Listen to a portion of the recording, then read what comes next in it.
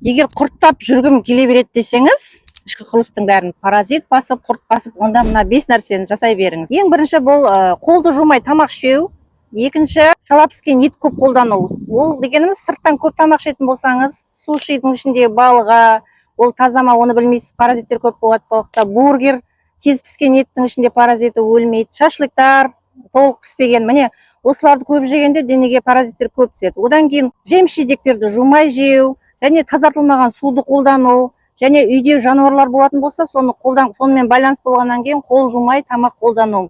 Міне осының барлығы сіздің организміңізде паразит болуы мүмкін. Паразиттің ең алғашқы белгілері, ол бірінші сізде тәттіге құмарлық болуы мүмкін. Екінші, денеге әртүрлі аллергия себепсізден бөртпелер шыға береді. Осы белгілер өзіңізде болса, денсаулығыңызды жақсы сақтағыңыз келсе, әр уақытта гигиена сақтап жүріңіз, гигиена шараларын сақтап жүріңіз. Егер сізде енді осы белгілер бар, менде паразит бар ау деген өзіңізде бір күдік күмән болатын болса, Азия Мед клиникасына келіп гастроэнтерологқа толық тексерістен өтіңіз де емделіп алыңыз.